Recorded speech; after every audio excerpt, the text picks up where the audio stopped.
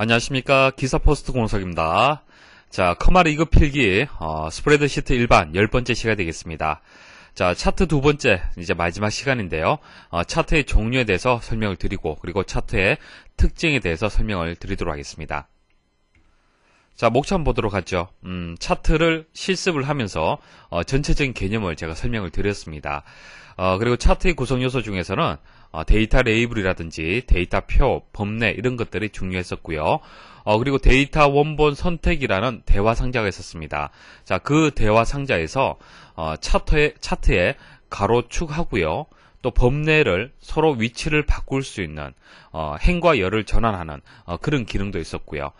그리고 차트를 만들 때 데이터의 범위를 여기서 또 선택도 할 수 있었고, 그리고 범례의 순서도 바꿀 수가 있었습니다. 그래서 데이터와 관련된 여러 가지 어떤 설정들을 여기서 했었죠. 그래서 대화 상자 중에서는 데이터 원본 선택이라는 이 대화 상자가 또 중요했었습니다.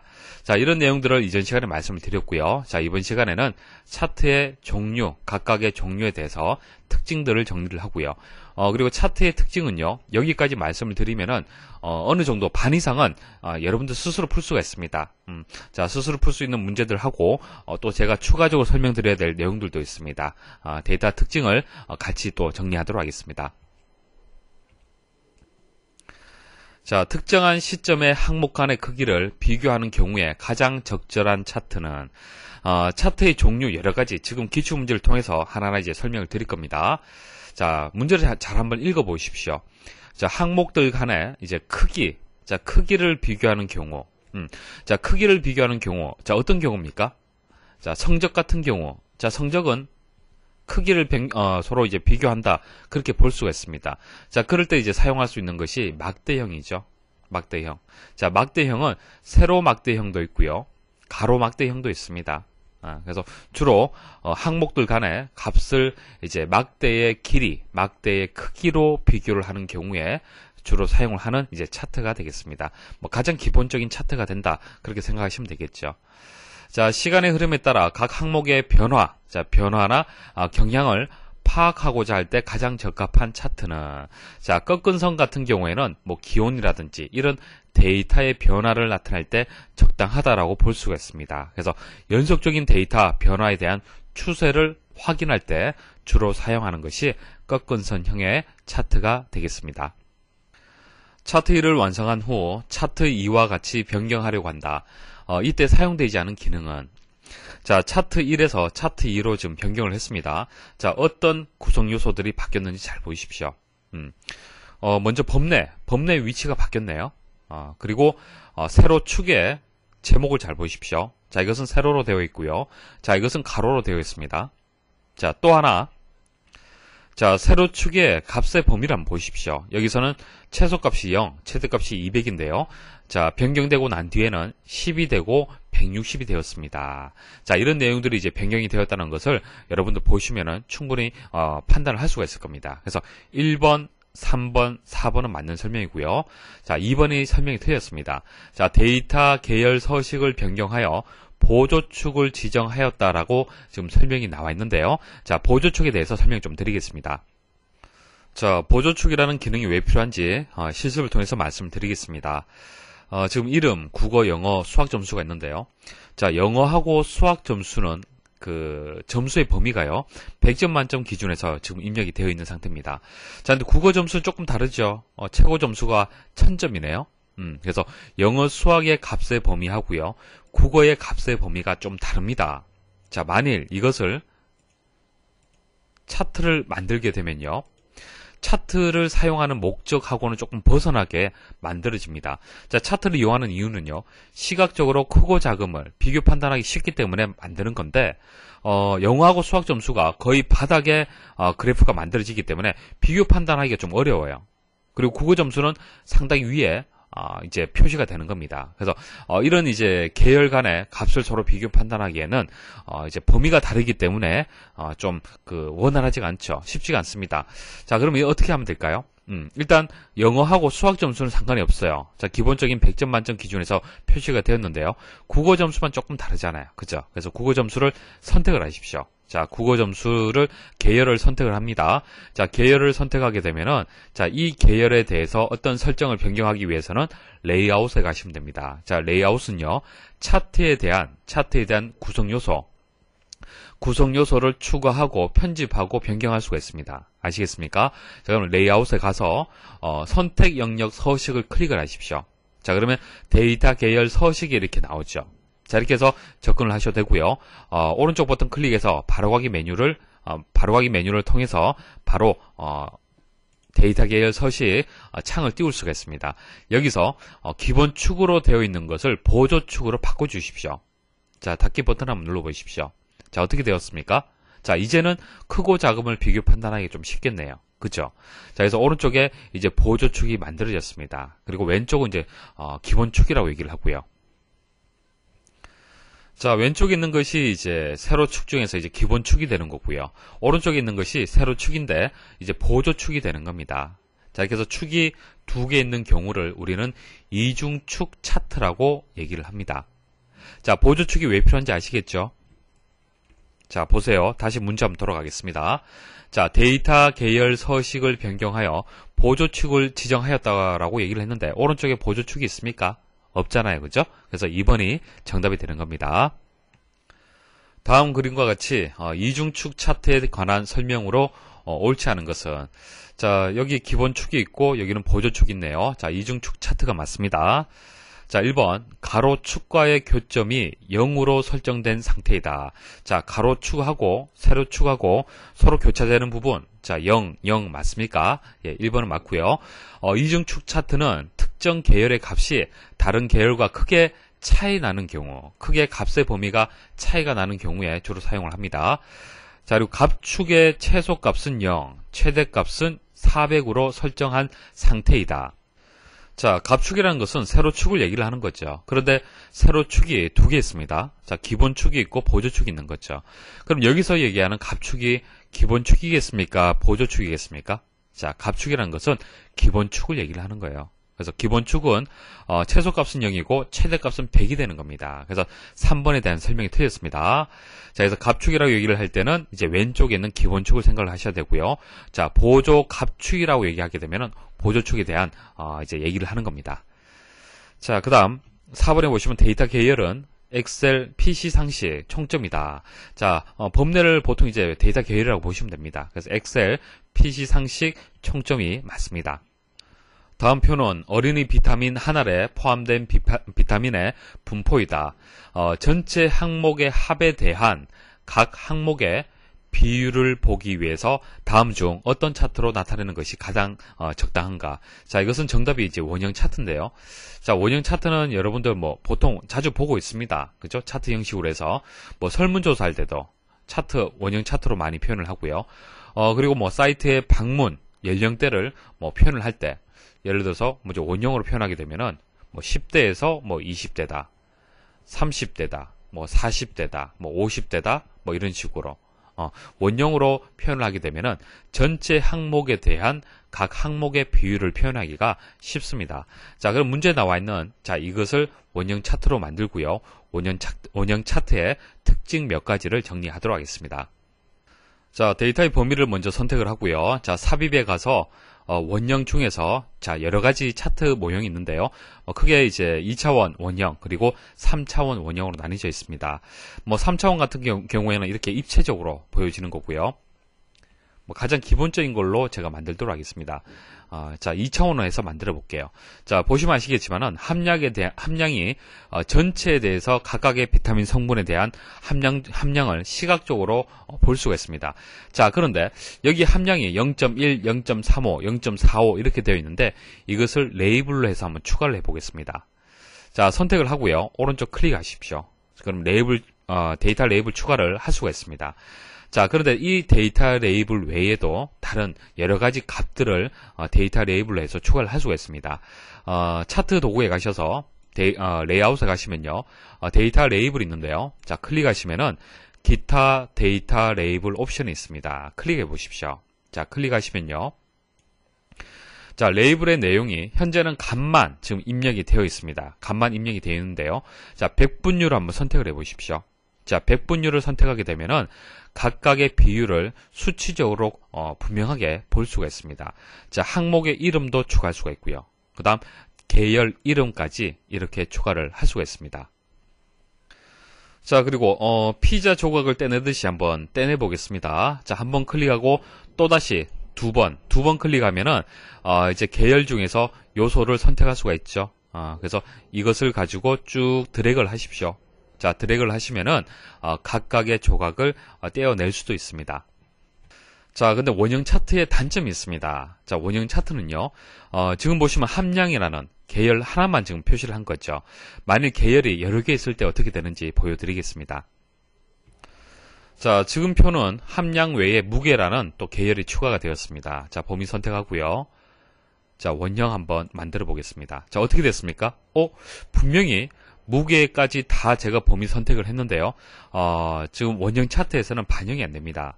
자, 왜 그러냐면은 원형 차트는요, 하나의 계열 값만 가지고 표현을 할 수가 있습니다.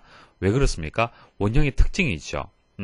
전체에 대한 그 각각의 요소의 비율을 표현하기 때문에 한 가지 기준에 의해서밖에 표현을 할 수밖에 없습니다.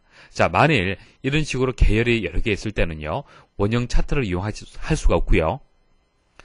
자, 다시 범위 선택을 하고요. 다른 차트를 한번 만들어 보겠습니다. 자, 기타 차트에 보시면은 도넛형이 있습니다. 자, 이걸 한번 클릭을 해 보겠습니다. 자, 모양은 원형하고 비슷한데요. 함량이라든지 무게까지 해서 다 지금 그 차트로 표현이 되었습니다. 자, 원형하고 도넛형하고 비교해서 말씀을 드리면요. 원형 같은 경우에는 전체 항목에 대한 이제 그 각 항목의 비율을 강조할 수 있는 그런 이제 그 장점은 있는데요. 단점은 한 개의 데이터 계열만 표시를 할 수가 있습니다. 자, 이게 단점이죠. 자, 이 단점을 보완한 것이 도넛형이 되겠습니다. 그래서 원형하고 비슷하지만은 여러 개의 데이터 계열을 하나의 차트로 해서 표현을 할 수가 있습니다. 다음 중 원형 차트에 대한 설명으로 옳지 않은 것은 1번 각 항목의 값을 전체에 대한 백분율로 전환하여 차트를 생성하므로 항목별 기여도를 비교하고자 할 때 사용한다. 자, 원형 차트를 사용하는 이유가 되겠습니다. 자, 2번 값축 그리고 항목축을 가지지 않으며 3차원 차트로 작성할 수 있다. 자, 그 원형 차트 같은 경우에는 일단 축이 없습니다. 축이 없고요. 그리고 여기서 3차원 차트를 얘기를 했는데요. 원형에서 종류를 고를 수가 있습니다. 여러 가지 형태에서 고를 수가 있는데요. 3차원 원형을 지원하고 있습니다. 자, 3차원이라는 것은 좀 입체적인 모양으로 만들어지는 거죠. 그래서 뭐 대부분의 차트의 종류가 3차원 차트가 가능하다라고 보시면 됩니다. 그래서 막대형이라든지 꺾은 선, 원형 이런 것들은 다 3차원 차트가 가능합니다. 3번 원형 차트를 구성하는 각 조각을 분리할 수 있고, 자, 피자의 조각을 떼내듯이 분리를 할 수가 있습니다. 자, 그리고 첫 번째 조각의 각을 조정할 수 있다. 자, 잘 보세요. 지금 A, 자, 비타민 성분 A가 자, 여기 나와 있죠. 자, 이 조각의 위치를 잘 보십시오. 자, 이 조각의 위치를 한번 바꿔보도록 하겠습니다. 자, 오른쪽 클릭하시면 데이터 계열 서식이 있습니다. 자, 데이터 계열 서식에 가시면요. 첫째 조각의 각을 설정을 할 수가 있습니다. 자, 이것을 100으로 한번 제가 설정을 해볼게요. 자, 360도까지. 자, 원이 되기 때문에 360도까지 회전을 할 수가 있습니다. 자, 닫기 버튼 한번 눌러볼게요. 어떻게 됐습니까? 자, 조금 전 A 비타민의 위치가 바뀌었죠. 자, 여기서 이쪽으로 위치가 이동이 되었습니다. 자, 그래서 3번에 첫 번째 조각의 각을 조정할 수 있다라는 설명이 맞습니다. 4번 여러 계열을 데이터 범위로 지정하면 항목별 계열의 합이 산출되어 차트에 표시가 된다. 자, 여러 계열을 어떻게 처리할 수 있다 이 말인데 아니죠. 자, 원형 차트 같은 경우에는 하나의 데이터 계열만 표시를 할 수가 있습니다. 여러 개의 데이터 계열을 선택을 해서 차트를 만들어도, 그냥 원형 차트를 만들어도 하나의 데이터 계열을 기준해서 만들어집니다. 다음 중 차트에 대한 설명으로 옳지 않은 것은 3차원 차트란 3차원 세로막대, 3차원 꺾은 선과 같이 축이 3개로 구성된 차트를 일컫는다. 자, 현재 차트가 이제 2차원인데요. 일단 3차원으로 한번 바꿔보도록 하겠습니다. 자, 범위 선택을 하고 3차원으로 새로 만들어도 되지만요. 이제 이 차트를 한번 그대로 변경을 해볼게요. 자, 디자인에 가시면 차트 종류 변경이 있습니다. 자, 그 꺾은 선 중에서 이런 식으로 자, 입체적인 모양으로 해서 만들 수가 있습니다. 자, 이거는 꺾은 선으로 만든 거고요. 자, 세로막대형에서 자, 입체 모양 또 여러 개가 있죠. 선택을 해서 확인 버튼 누르시면 됩니다. 자, 이렇게 하게 되면은 기본적으로 가로축하고 세로축이 생기고요. 그 다음 여기 보십니까? 깊이가 있죠. 깊이. 그래서 육면체로 만들어지기 때문에 깊이가 만들어집니다. 그래서 X축, Y축, Z축까지 해서 3개의 축이 만들어집니다. 자, 이게 가로축이고요. 자, 이게 세로축이고요. 자세히 보시면은 자, 깊이를 나타내는 축에 또 하나 더 있습니다. 그래서 3개로 구성된다라는 설명이 맞습니다. 축이 3개로 구성이 되고요. 자, 원형 차트는 추세선 추가가 불가능하다. 자, 추세선이 뭐죠? 자, 추세선은 값이 앞으로 어떻게 변할 것이라는 것을 추측할 수 있는, 그러니까 데이터의 추세를 나타내는 것이 추세선이 되는 거죠. 그래서 데이터를 분석하고 예측하는 데 필요한 그런 그런 이제 차트의 구성 요소가 되겠습니다. 자, 추세선을 추가하는 방법 먼저 설명 좀 드릴게요. 자, 추세선을 추가하고자 하는 계열을 먼저 선택을 해야 됩니다. 자, 계열 선택하시고 오른쪽 클릭을 해서 추세선 추가를 클릭을 하셔도 됩니다. 자, 닫기 버튼 누르시고요. 자, 이런 식으로 추가하셔도 되고요. 자, 선택을 하시고 차트 도구에 가시면은 레이아웃. 자, 여기에 이제 차트 관련된 여러 가지 요소들이 있습니다. 자, 여기 보시면은 추세선. 자, 분석에 보시면은 추세선이 있습니다. 여기서 여러분들이 또 선택을 하셔도 됩니다. 자, 그런데 추세선을 모든 차트에서 이제 추가할 수 있는 것은 아닙니다. 자, 보세요. 지금 현재 이렇게 2차원으로 된 것은 상관이 없습니다. 그런데 만약 이것을 제가 3차원으로 한번 바꿔볼게요. 자, 3차원으로 변경을 하게 되면요. 자, 여기서 계열 하나 선택을 하고 오른쪽 클릭해 보겠습니다. 추세선 추가가 어떻게 되었습니까? 메뉴가 비활성화 되어 있죠. 자, 레이아웃에 가서도 분석해 보시면은 추세선은 선택을 못하도록 비활성화 되어 있습니다. 그래서 3차원 차트는 추세선을 추가를 할 수가 없습니다.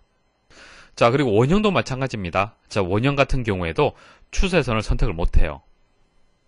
자, 그래서 추세선 같은 경우에는 3차원이라든지 원형이라든지 방사형도 있습니다. 표면형, 도넛형 이런 식으로 좀 복잡한 차트에서는 추세선을 추가를 할 수가 없습니다. 자, 만일 추세선이 추가된 계열 차트에서 차트가 있어요. 추세선이 있는 차트가 있는데 그것을 3차원으로 바꾸게 되면은 이제 추세선은 삭제가 됩니다. 자, 그래서 2번 같은 경우에 원형 차트는 추세선을 추가가 불가능하다. 이거 맞는 설명이죠. 자, 3번 3차원 차트는 추세선 추가가 가능하다라고 했는데 설명이 틀렸습니다. 그래서 정답은 3번이 되고요. 자, 4번 한번 보도록 하죠. 3차원 차트는 차트 도구, 레이아웃, 배경, 3차원 회전을 통해서 가로축과 세로축의 방향을 변경할 수 있다. 자, 3차원 차트에서요. 차트 영역. 자, 바깥쪽이 차트 영역이 되겠습니다. 차트 영역을 선택을 하고 오른쪽 클릭해 보십시오. 그러면 차트 영역 서식이 나옵니다. 자, 차트 영역 서식에 들어가시면요. 2차원 차트에는 없는데 3차원 차트에만 있는 것이 있습니다. 자, 그게 3차원 회전이 되겠습니다. 자, 3차원 회전이라는 메뉴가 추가가 되는데요. 자, 여기서 회전이라는 것이 있습니다. 회전. 자, X, Y축. 자, X축을 제가 한번 변경을 해볼게요. 자, 90도. 자, 오른쪽 바뀐 것을 보셨습니까? 자, 쭉 한번 올려볼게요. 자, 어때요? 모양이 바뀌죠? 자, 이런 식으로 X축에 X축을 회전시킬 수가 있고요. 그리고 Y축도 회전을 시킬 수가 있습니다.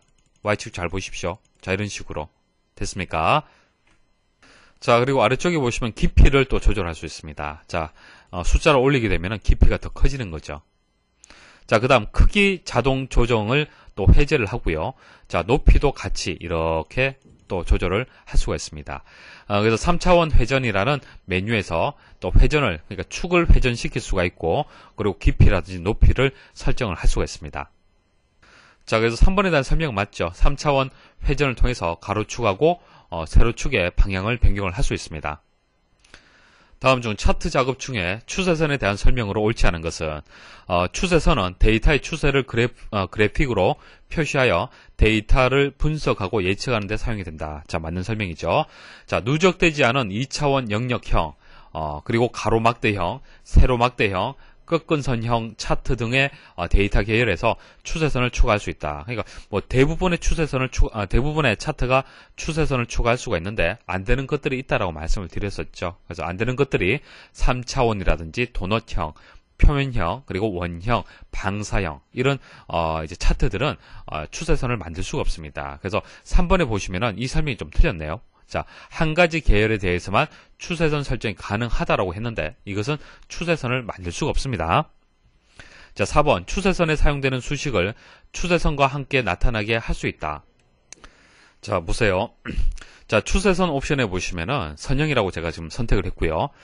그리고 아래쪽에 보시면은 수식을 차트에 표시라는 것이 있습니다. 자, 이것을 체크를 하게 되면요. 오른쪽에 이렇게 수식이 입력이 됩니다. 자, 그래서 뭐 4번은 맞는 설명이 되겠습니다. 그래서 3번이 정답이 되고요. 다음 중 3차원 차트에서 조절할 수 없는 것은, 자, 정답은 1번이 되겠습니다. 폭은 해당 사항이 없고요. 가로, 그러니까 Y축, 그리고 X축 회전 가능하죠. 원근감도 가능합니다.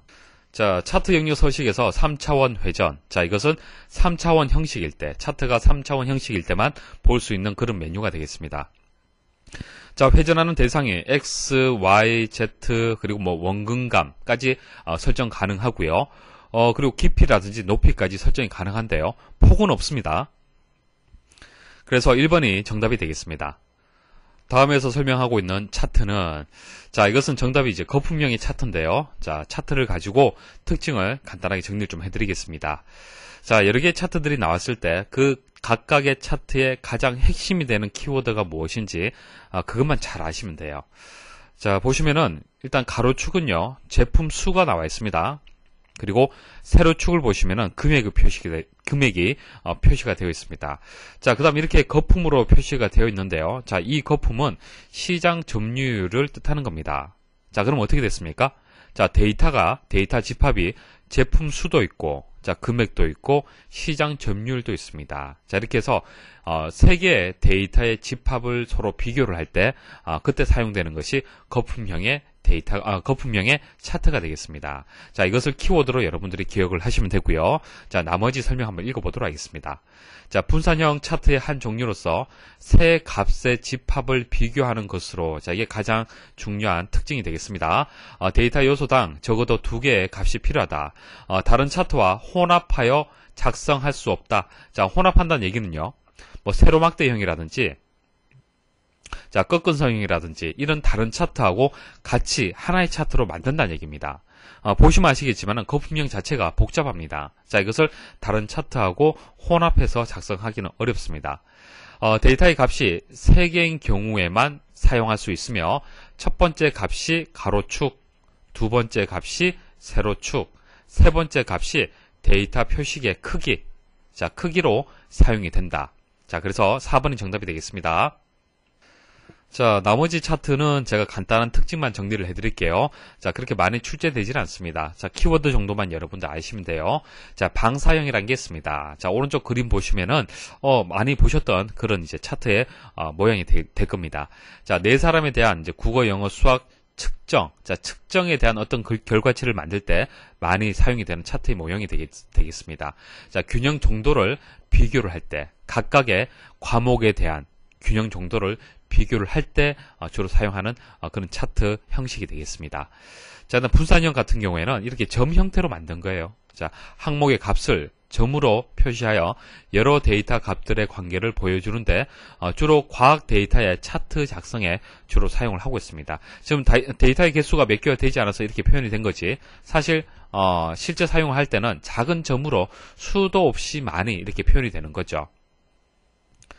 자, 표면형 같은 경우에는 2개의 데이터 집합에서 최적의 조합을 찾을 경우에 주로 사용을 합니다. 여기 보시면은 뭐 온도라든지 뭐 시간이라든지 장력이라든지 이런 것이 있습니다. 그래서 온도하고 시간에 따른 장력을 최저값을 구할 때, 자, 그때 표면형을 사용을 하고요.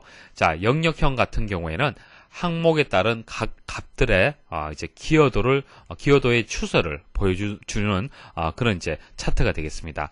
자, 한 학생에 대한 총점, 이게 250이라는 것은 총점이에요. 총점이고 수학 점수, 영어 점수, 국어 점수. 그래서 항목에 따른 각 값들의 이제 기여도가 전체 총점에서 어느 정도 되는지, 자, 이런 것들을 알 수 있다는 얘기입니다. 엑셀의 차트 기능에서 두 종류의 차트를 혼합하여 혼합형 차트를 만들려고 한다. 다음 중 혼합형 차트를 만들 수 없는 차트로 구성된 것은, 자, 혼합형 차트를 만들려면요, 일단 간단해야 됩니다. 그래서 2차원 차트에서만 가능합니다. 이런 식으로 만들려면요, 이제 2차원 차트만 가능합니다. 그래서 2개 이상의 차트의 종류를 사용을 할 수가 있고요. 그래서 문제에 보시면은, 자, 나머지는 다 2차원인데요. 원통형이라고 나옵니다. 자, 원통형은요, 이런 모양이 되겠습니다. 이것은 3차원 차트가 되겠습니다. 그래서 2번이 정답이 되겠습니다.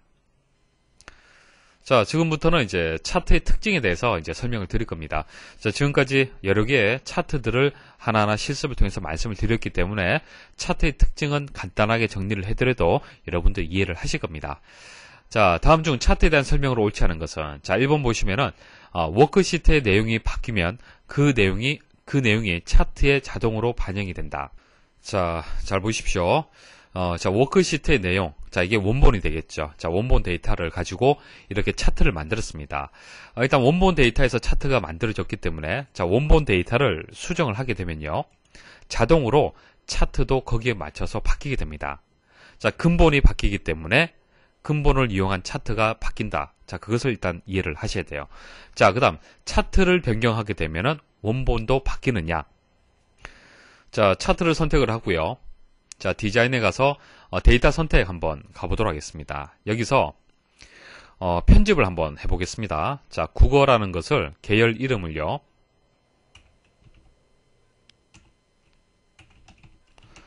자, 이런 식으로 바꿔보겠습니다.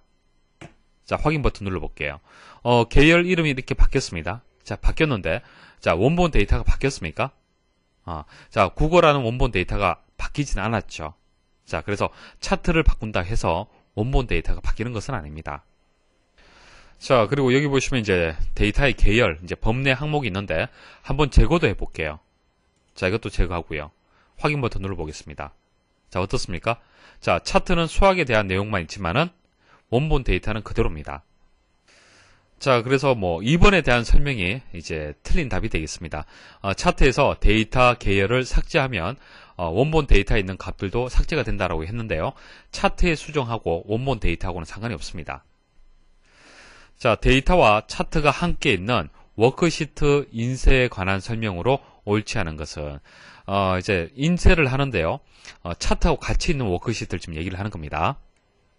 자, 상식적으로 생각하시면 됩니다. 지금 차트하고, 이제 워크시트에 이제 데이터하고 같이 이렇게, 이제 입력이 되어 있는 상태인데요. 자, 이 상태에서 만약 출력을 한다. 자, 미리 보기를 가게 되면은 같이 이렇게 출력이 됩니다. 자, 이렇게 같이 출력이 되고요. 만약 차트만 인쇄를 하고 싶다. 그러면 차트만 선택을 하십시오. 그리고 미리 보기 보시면은 차트만 인쇄를 할 수가 있습니다. 자, 만일 차트를 제외하고 인쇄를 하고 싶다. 그때는 어떻게 하면 되는 겁니까? 자, 우리 인쇄 옵션에 보시면요. 자, 페이지 설정에 가시면요. 시트에 보시면은 간단하게 인쇄라는 게 있습니다. 간단하게 인쇄. 그냥 인쇄하게 되면은 차트도 같이 인쇄가 되지만은 간단하게 인쇄를 하게 되면요. 이제 어떤 도형이라든지 차트라든지 이런 것들이 이제 제거가 되고 이제 인쇄가 되는 겁니다. 자, 그래서 1번 보시면은 차트를 제외하고 워크시트만 별도로 인쇄할 수 있다. 자, 인쇄할 수 있죠. 자, 차트와 워크시트 안에 데이터를 함께 인쇄할 수 있다. 자, 기본적으로 그냥 인쇄하게 되면 그렇게 인쇄가 됩니다. 자, 차트만 인쇄하기 위해서는 먼저 차트 영역을 선택을 해야 된다. 자, 차트만 인쇄를 할 때는 차트만 선택한 후 인쇄를 하게 되면 되는 거고요. 근데 4번이 틀렸네요. 자, 워크시트만 인쇄하기 위해서는 먼저 차트 영역을 감추기 한 후 인쇄를 해야 된다. 아니죠. 차트 영역을 감추는 그런 작업 없이, 자, 페이지 설정에서 시트 탭에 가시면은 간단하게 인쇄를 선택을 하시면은 그렇게 인쇄를 할 수 있습니다. 다음 중 차트에 대한 설명으로 옳지 않은 것은, 차트를 작성한 후 원본 데이터 셀에 입력된 값이 변경되면 자동으로 차트의 값이 변경된다. 그러니까 원본이 변경이 되면 차트도 같이 변경이 됩니다. 자, 맞는 설명이고요. 자, 2번 차트에 표시되는 데이터 레이블은 차트의 원본 데이터를 표시한다. 자, 이거 맞는 설명 같지만은 차트의 원본 데이터를 표시하는 것은 자, 차트가 있으면 아래쪽에 표 형태로 이렇게 나타내는 것이 데이터 표죠. 그래서 데이터 레이블에 대한 설명이 틀렸습니다. 자, 3번. 차트로 작성할 데이터를 시트에 입력하지 않고 빈 차트를 삽입한 후 데이터 원본 선택 대화 상자에서 직접 모든 원본 데이터를 입력할 수 있다. 자, 말씀을 드렸죠. 차트를 만드는 방법은 크게 두 가지가 있습니다. 데이터를 먼저 선택하고 난 뒤에 차트 만드는 방법이 있고요. 일단 차트를 먼저 선택을 하고 그 다음 데이터를 선택을 하는 거예요. 그래서 삽입에 가서 차트를 선택을 해서 빈 차트 먼저 만들고요. 차트 도구에 가서 디자인 그리고 데이터 선택을 선택하시면은 데이터 원본 선택 대화 상자가 나오죠. 거기서 데이터를 얼마든지 여러분들이 추가를 할 수가 있습니다. 자, 4번 숨겨진 셀은 차트에 포함되지 않는다. 시트에 보시면은 자, 행을 숨기거나 열을 숨길 수가 있습니다. 만약 숨기게 되면은 차트에서는 표시가 되지 않습니다. 다음 중 차트에 대한 설명으로 옳지 않은 것은 1번 세로 축의 단위를 변경하기 위해서는 세로 축을 선택한 후 빠른 메뉴의 축 서식에서 작업한다. 빠른 메뉴라는 것은 바로가기 메뉴를 얘기를 하는 겁니다. 여러분들 뭐 상식적으로 생각을 하셔도 세로 축을 선택을 하고 바로가기 메뉴를 선택하게 되면은 거기에 따른 서식은 당연히 여러분들이 선택할 수가 있겠죠. 그래서 축 서식이 이제 선택이 가능하다는 것은 여러분들 이해할 수 있을 겁니다. 자, 그리고 축 서식에 가시면요, 축 옵션에 보시면은 최소값하고 최대값 그리고 주단위. 자, 주단위가 뭐죠? 세로 축의 단위가 되는 거죠. 단위. 뭐 10단위라면은 20, 30, 40 이런 식으로 단위가 만들어지는 겁니다. 그래서 1번에 대한 설명은 맞죠. 2번 원형 차트는 항상 이제 한 개의 데이터 계열만 가지고 있으므로 축이 없다. 맞는 설명이죠. 축이 없죠. 자, 3번 연속되지 않은 영역의 데이터로 차트를 작성하려면 Shift 키를 누르고 정역을 선택해야 된다. 우리가 영역을 선택을 할 때요, 컨트롤 키를 누르고 연속되지 않은 영역을 선택을 할 수가 있고요. 그리고 연속된 영역을 선택을 할 때는 Shift 키를 눌러야 됩니다. 자, 여기 영역하고요, 여기 영역을 연속되게 선택을 하려면은 Shift 키를 누르고 이렇게 선택을 하시면 되는 거죠. 그래서 여기서 얘기하는 것은 연속되지 않은 영역에 대한 설명이 되기 때문에 Shift 키가 아니고요, 컨트롤 키가 되는 겁니다. 자, 그리고 차트를 만들 때요, 뭐 이렇게 연속되는 영역을 드래그를 해서 만들 수도 있지만은 컨트롤 키를 눌러서 연속되지 않은 영역을 선택을 해서도 차트를 만들 수가 있습니다. 자, 2차원 차트에서는 차트의 원근감, 자, X축의 회전, Y축의 회전 등을 변경할 수 없다. 이거 맞는 설명이죠. 이것은 3차원 차트에서만 지원하는 3차원 회전 메뉴가 되겠습니다. 차트 시트에 삽입된 차트에 차트 영역의 크기를 사용자가 조정하는 방법으로 옳은 것은, 자, 차트 영역은 차트에서 이 바깥쪽을 좀 얘기를 하는 거죠. 이 바깥쪽 이해하시겠습니까? 자, 이것을 조절한다는 얘기죠. 자, 그럼 어떻게 하면 되겠습니까? 자, 이 위치에 마우스를 두시고요, 마우스를 드래그를 해서 얼마든지 여러분들이 조절을 할 수가 있습니다. 차트의 크기를. 그런데 그 2번에 대한 설명은 틀렸고 1번이 맞는 설명이 되겠네요. 차트 영역의 사각 조절점. 자, 이 부분이 되겠습니다. 자, 이것을 가지고 마우스로 끌어서 조정을 하시면 되겠습니다. 그래서 2번은 뭐 당연히 틀렸고요. 자, 3번 인쇄 미리 보기 상태에서, 자, 인쇄 미리 보기 상태에서는 차트의 그 크기를 조절할 수가 없어요. 조절할 수 없고요. 자, 4번 페이지 설정 대화 상자의 차트 탭에서 차트 영역의 크기를 지정한다. 자, 보세요. 우리 그 페이지 설정에 보시면요, 페이지 설정 어디 있습니까? 자, 페이지 레이아웃에서 페이지 설정 있죠. 자, 거기 가시면 4개의 탭이 보여지는데요. 페이지도 있고 여백도 있고 머리글, 바닥글도 있었습니다. 그리고 마지막에는 시트 탭이 있었죠. 자, 이것은 시트를 선택을 한 상태에서 페이지 설정을 여러분들이 실행을 했을 때 그렇게 보여지는 겁니다. 만일 차트를 선택을 하고요, 차트를 선택을 하고 페이지 설정을 가게 되면은 오른쪽 그림처럼 시트 탭이 없고요, 차트 탭이 보여집니다. 이건 당연한 얘기죠. 그래서 차트 탭에서 차트 영역의 크기를 지정할 수는 없습니다. 자, 인쇄 품질에 대해서는 선택할 수가 있는데 크기를 조정하는 그런 이제 그 항목은 없습니다. 다음은 차트의 편집 작업과 관련된 내용으로 내용을 설명한 것이다. 다음 중 옳지 않은 것은? 자, 1번 차트 크기를 조절하면 차트 크기에 따라 차트의 문자 크기가 변경된다.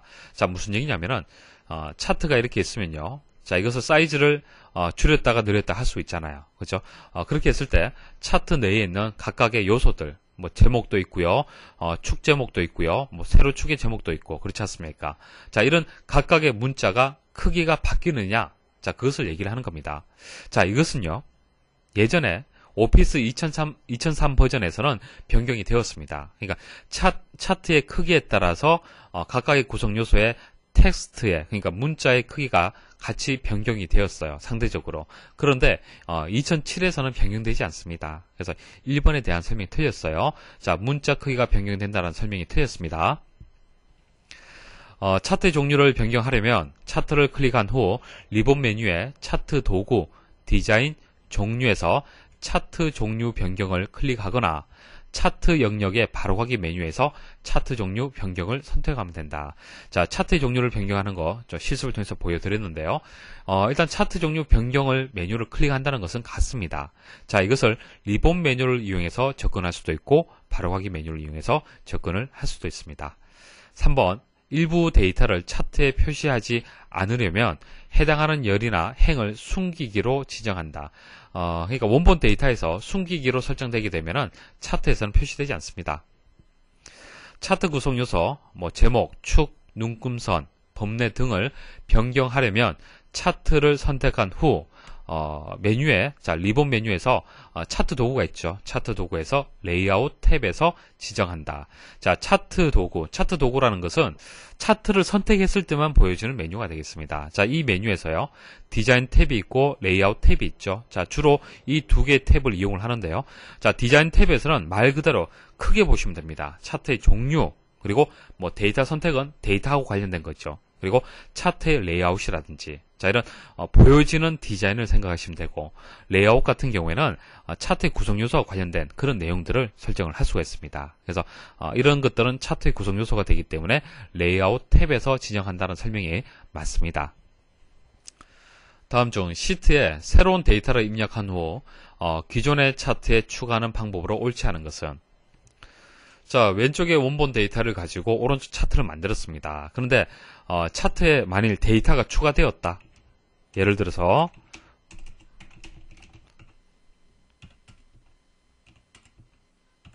자, 이런 식으로 추가되었다. 자, 그럼 이 추가된 데이터를 어떻게 차트에 반영을 시킬 거냐? 자, 그것을 얘기를 하는 겁니다. 뭐 가장 간단한 방법은요. 자, 이것을 컨트롤 C 해서 복사를 합니다. 복사를 하고 차트를 선택을 하시고 컨트롤 V, 그러니까 붙여넣기를 하시는 거예요. 자, 이런 식으로 붙여넣기를 해서 차트에 추가할 수 있습니다. 자, 물론 뭐 정확하게 여러분들이 원하는 대로 추가는 되지 않을 수 있지만은 이런 식으로 차트에 적용을 시킬 수가 있어요. 자, 이렇게 하는 방법이 있고요. 자, 또 한 방법은 가장 기본적인 방법이 되겠죠. 원칙적인 방법이 되겠습니다. 자, 데이터 선택에 가서 원본 데이터를 직접적으로 이렇게 범위 선택을 하는 거예요. 그리고 확인 버튼 누르시면 됩니다. 자, 그래서 1번에 차트에 추가할 새 데이터 영역을 복사한 후 차트를 선택하고 붙여넣기 한다. 자, 이거 맞는 설명이고요. 자, 차트를 선택한 후 단축 메뉴, 자, 바로가기 메뉴를 얘기를 하는 겁니다. 자, 오른쪽 버튼 클릭하게 되면은 데이터 선택이라는 메뉴가 있죠. 자, 이것을 클릭을 하게 되면은 이제 차트 데이터 원본 선택이라는 대화 상자가 나옵니다. 자, 그 대화 상자에서 여러분들이 설정을 하시면 되고요. 3번에 보시면은 차트를 선택하면 표시되는 리본 메뉴 중 차트 도구, 디자인, 데이터, 그리고 데이터 선택. 자, 데이터 선택을 클릭하게 되면은 데이터 원본 선택 대화 상자가 또 나오죠. 자, 여기서 또 변경을 하셔도 됩니다. 근데 4번은 해당 사항이 없습니다. 다음 차트에 대한 설명으로 옳지 않은 것은, 자, 차트를 보시고 설명이 틀린 것을 찾는 겁니다. 일단 가장 간단한 두 가지 먼저 설명 좀 드리겠습니다. 일단 세로축에 주 눈금선이 선택되지 않았다라고 설명이 나왔죠. 자, 이게 맞는 설명이죠. 자, 주 눈금선이 뭡니까? 세로축에서 이렇게 선이 있어야만 주 눈금선이 선택이 되었다라고 할 수 있는 겁니다. 그래서 선택되지 않았다라는 설명이 맞습니다. 자, 그리고 데이터 레이블이 표시되어 있다. 자, 여기 보시면 위에 숫자가 표시가 되어 있죠. 자, 이게 데이터 레이블이기 때문에 4번도 맞는 설명이 되겠습니다. 자, 1번하고 2번을 같이 설명을 좀 드려야 되는데요. 자, 차트에서 계열을 선택을 하시고 오른쪽 버튼 클릭하시면요. 데이터 계열 서식이라고 있습니다. 자, 데이터 계열 서식에서 첫 번째 계열 옵션에 보시면요. 계열 겹치기하고 간격 너비라는 것이 있습니다. 자, 이 두 가지에 대해서 설명 좀 드릴게요. 자, 이 값을 변경을 했을 때 오른쪽에 차트가 어떻게 바뀌는지 잘 보십시오. 자, 먼저 계열 겹치기 먼저 보여드리겠습니다. 자, 현재는 0이죠. 0%입니다. 자, 그리고 왼쪽으로 한번 제가 마이너스 값을 만들어 볼게요. 자, 마이너스 값을 만들면 어떻게 되었습니까? 계열하고 계열 사이에 간격이 벌어졌죠. 자, 반대로 플러스 값을 만들어 보겠습니다. 자, 어떻게 되었습니까? 자, 계열하고 계열하고 서로 겹치게 되는 겁니다. 자, 그러면 계열 겹치기의 의미가 뭐죠? 양수 값을 가졌을 때는 서로 겹치게 되고 0값을 가지게 되면은 어떻게 되는 겁니까? 정확하게 그냥 붙는 거죠. 자, 간격 너비 말씀을 드릴게요. 자, 간격의 너비가 지금 150%로 되어 있는데요. 자, 이것을 왼쪽으로 한번 붙여볼까요? 자, 붙이게 되면은 간격 없음이 되는 거죠. 자, 어떻게 되었습니까? 각각의 이제 항목의 값들이 서로 딱 붙게 되는 겁니다. 자, 그 다음 150 원래대로 한번 돌려볼게요. 자, 그 다음 넓게 한번 조정을 해보겠습니다. 자, 어떻게 되었습니까? 자, 그래서 여기에 있는 항목들하고 여기 있는 항목들하고 사이에 이 간격, 자, 이 간격을 지금 얘기를 하는 겁니다. 자, 1번에 보시면은 데이터 표식 항목 사이에 공백이 있도록 하기 위하여 간격 너비에 0보다 큰 값을 입력하였다. 자, 간격의 너비는 일단 0이라고 입력이 되면 간격이 없어지는 거예요. 그쵸? 양수로 입력을 해야만 공백이 생기고 여러분들이 보실 때 데이터를 비교 판단하기 쉽습니다. 그래서 기본적으로 간격의 너비는 150%로 입력이 되어 있는 상태고요. 그래서 양수 값을 입력하게 되면은 공백이 생긴다라는 설명이 맞습니다. 자, 2번 보시면은 데이터 계열 항목 안에서 표식이 겹치도록 하기 위하여 계열 겹치기 항목에 음수를 입력하였다. 자, 계열 겹치기 항목에 음수 값을 입력하면 어떻게 되는 겁니까? 겹치게 됩니까? 자, 보세요. 양수 값을 주셔야만 겹치게 되는 거죠. 자, 이것을 오른쪽으로 값을 주셔야만 겹치게 되는 거고요. 음수 값을 주시게 되면은 간격이 벌어집니다.